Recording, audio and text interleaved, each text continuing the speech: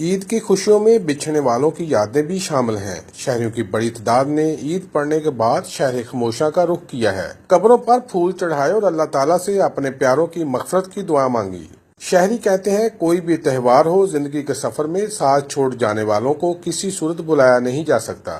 اپنے عزیز و اقارب کی مغفرت بخشش کی دعائیں تو ہر وقت لبوں کی زینت بنی رہتی ہیں۔ قبرستان کا رخ کرنے والوں میں بچوں کی بڑی تعداد بھی شامل ہے، جو ننھے منھے ہاتھ اٹھائے اللہ سے اپنے پیاروں کی بخشش طلب کرتے دکھائی دیتے ہیں۔ عید کا دن ہے اور ہم یہاں پہ آئے ہیں جو ہمارے اپنے پیارے بچھڑ چکے ہیں ان کی مغفرت کے لیے۔